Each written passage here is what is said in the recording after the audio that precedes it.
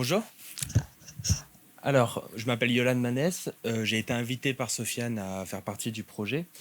Et donc, mon but, moi, c'était une première analyse des données récoltées dans le cadre de la thèse de Monsieur Santoni. Euh, Pardon. Donc, l'idée, c'est de faire une première analyse ici, pas forcément d'aller très loin sur les données, etc., mais juste les faire parler un petit peu, voir comment ça s'est passé et voir si on peut en faire quelque chose dans l'état où ils sont, ou bien au moins nous donner des perspectives sur comment changer l'expérience pour arriver à quelque chose d'un peu plus qualitatif pour faire du machine learning ou autre chose. Donc d'abord, on va commencer par un contexte. Je vais rappeler l'étude de terrain, même si Fred l'avait déjà pas mal fait. Le profil des participants, pareil, tu l'avais pas mal présenté, mais moi, je vais vraiment présenter comme ils sont écrites dans mes données, donc qui est dans quel groupe et comment je les analyse. Donc ensuite, on va passer vraiment à la présentation des données, comment moi je les ai mis. Donc je les ai mis en forme, je les ai tous mis ensemble pour qu'elles soient prêtes pour toute analyse. L'analyse, où on va surtout regarder le pouls, on va regarder la donnée mouvement. Je ne me suis pas trop concentré sur la donnée saturation en oxygène. Vous verrez pourquoi aussi. Je vous expliquerai. Et pour finir, on verra le rendu des émotions, puisque à chaque scène, on a pris en compte les émotions. Enfin, ils ont pris en compte les émotions. Donc, c'est avec une certaine métrique qu'on verra ensemble. Tout d'abord, pour les expériences terrain, on a eu, donc il y a un questionnaire avant film aux participants pour savoir dans quel état émotionnel ils sont, quel est leur pouls initial, leur saturation en oxygène initiale aussi. Ça, c'est des données importantes parce que entre les êtres humains, ça peut changer sans aucune raison aussi. Donc, on n'est pas tous obligés d'avoir le même pouls initial ou la saturation initiale. Donc, c'était important de faire ce petit questionnaire avant film. Il y a le visionnage du film.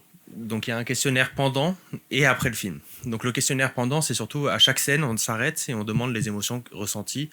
On demande les prises de décision. Ça, je ne les ai pas encore bien analysées, mais au moins là-dessus.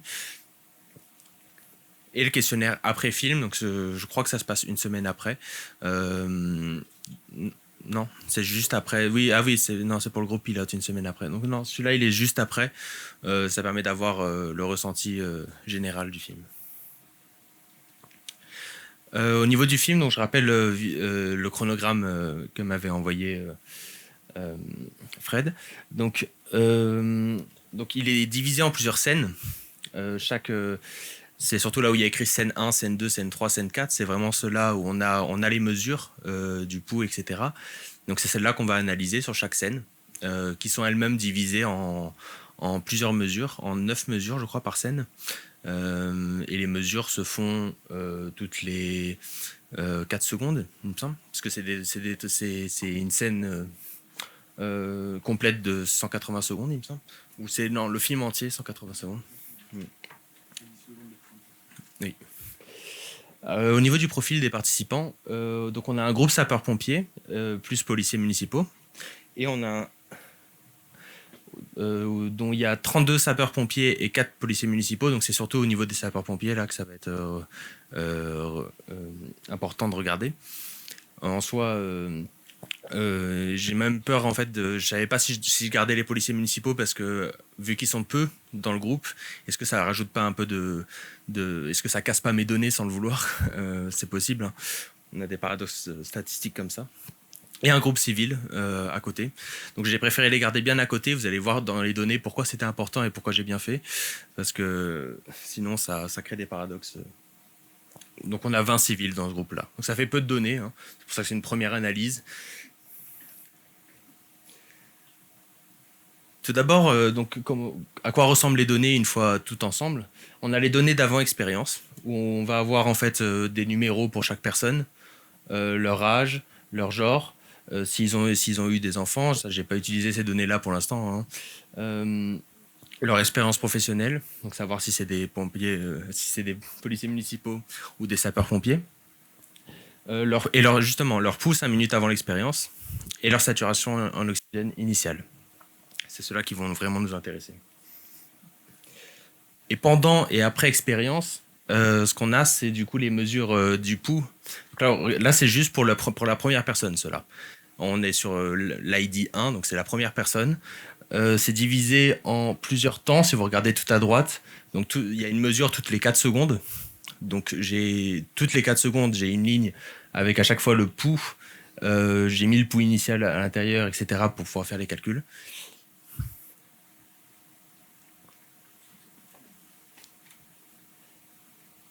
Donc d'abord pour la donnée du pouls. Donc là, il y a une courbe par participant ici, et j'ai divisé à gauche pour les civils et à droite pour les sapeurs-pompiers et les policiers municipaux. Donc on voit déjà que pour les civils, on est très concentré autour de 1, sauf pour une ou deux personnes. Mais alors que pour les sapeurs-pompiers et les policiers municipaux, c'est très variable.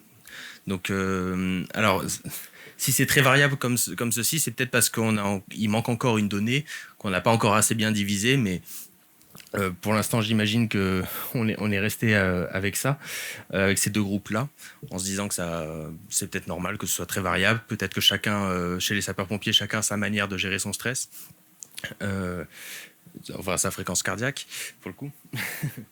Et chez les civils, alors ils savent pas forcément gérer, du coup ils tournent tous autour de 1. Ils se mettent pas au niveau d'un stade. Donc la première chose à faire, c'est de regarder du coup les moyennes. Alors au niveau des moyennes, pour les civils et pour les sapeurs-pompiers, on a une vraie augmentation au niveau des sapeurs-pompiers et des policiers municipaux. Donc c'est vraiment eux qui vont nous intéresser. Comme l'avait dit Fred, le groupe civil est un peu moins intéressant, tout comme le groupe pilote ne l'était pas forcément. Mais ici, pour les sapeurs-pompiers et les PM, on a vraiment une augmentation du pouls. Donc on va vraiment pouvoir corréler ça avec ce qu'ils ont donné au niveau des émotions. Au niveau du mouvement, on a regardé le mouvement par rapport à la fréquence du pouls, ou plutôt la fréquence du pouls par rapport au mouvement. Quand il y a eu du mouvement, est-ce que le pouls a augmenté? Et quand il n'y en a pas eu beaucoup, est-ce qu'il a... Alors pour les civils, ça n'a pas donné grand-chose. Pour le coup, ça n'a pas généré plus de mouvement que ça. La montée du pouls n'a pas forcément généré plus de mouvement. En revanche, chez les sapeurs-pompiers, on voit qu'on a au moins un quadrant complètement vide en bas à droite. C'est-à-dire que si les mouvements sont hauts, c'est forcément que le pouls est haut. Donc évidemment, ça peut vouloir dire deux choses. Soit on a qu'en fait le mouvement crée une augmentation de la fréquence du pouls, ce qui est assez logique au niveau physiologique. Soit l'inverse, c'est-à-dire que le fait d'avoir été stressé a provoqué du mouvement. Malheureusement, on peut pas trancher entre les deux, c'est l'un ou l'autre. Soit il a bougé et du coup son poids a augmenté, soit son poids a augmenté parce qu'il a stressé et du coup il a eu un mouvement. On sait pas, ça peut être l'un ou l'autre.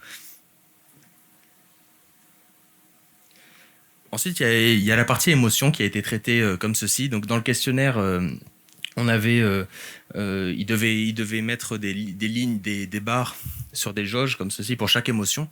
Et nous, on relevait les centimètres pour chaque émotion sur cette barre, entre 0 et 10 centimètres. Et c'est comme ça qu'on a eu les données.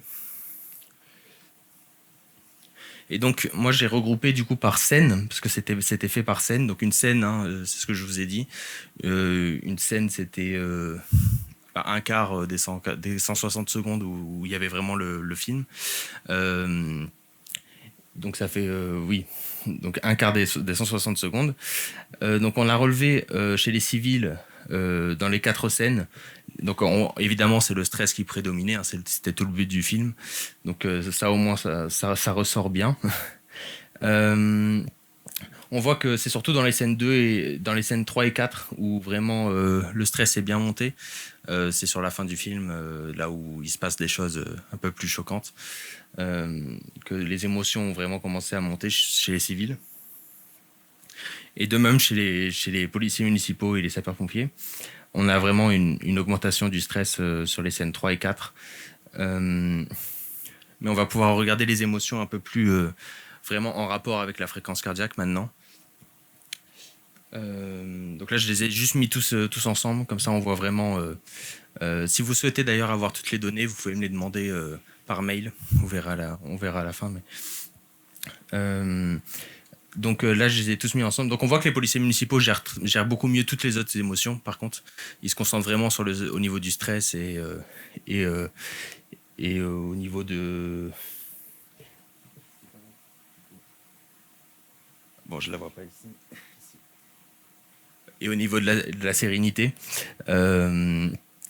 Sinon, les autres émotions restent assez basses les sapeurs-pompiers et les policiers municipaux. Alors justement, pour faire une petite mise en relief, j'ai pris la moyenne de chaque émotion par rapport au pouls. Donc on a le pouls qui avance et on regarde comment les émotions ont évolué avec. Donc au niveau de la colère, on a une montée, on la voit bien. Au niveau du stress, qui est le plus important, le stress c'est la plus grande courbe ici. Donc on a une vraie montée au niveau du stress. Plus le pouls avance, plus ça veut dire qu'au niveau de l'émotion, ils l'ont vraiment ressenti.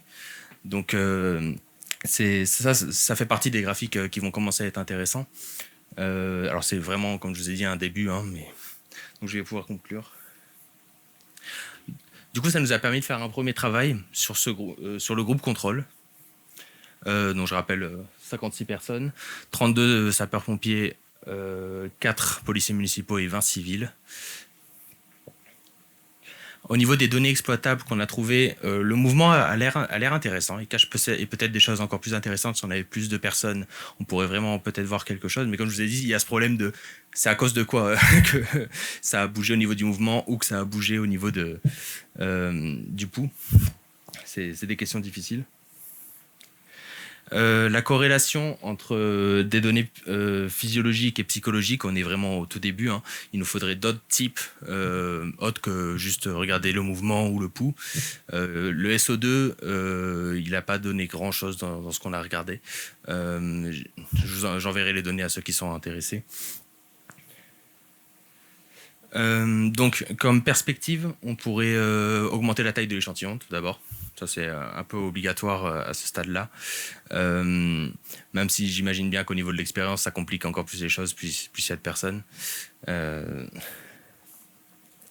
Mais après, si on rajoute des personnes, c'est pas grave si c'est les mêmes personnes. J'imagine que ça va pas trop casser les données de reprendre les mêmes personnes, mais juste de gonfler les données, en fait, de faire plusieurs fois l'expérience, même avec les mêmes personnes, quoi. Donc, dans tous les cas, on va pouvoir fusionner toutes les données, donc ça va quand même augmenter. L'ajout de la donnée cortisol dans la salive, ça va être présenté juste après, il me semble. C'est une piste évoquée, d'accord. Le machine learning, donc caméra thermique plus expression faciale, comme on vous l'a présenté juste avant.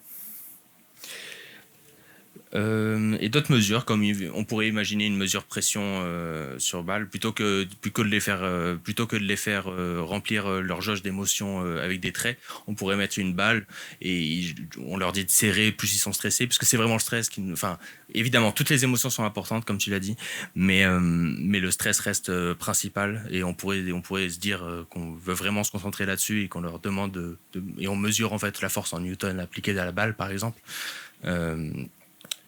Et donc, ça pourrait être une donnée très intéressante aussi. De toute façon, pendant la table ronde, je pense qu'on va surtout parler de comment refaire l'expérience pour avoir toutes les données d'un coup. Je pense que ça va être l'un des sujets, j'imagine. Je remercie la FRES, la FRES,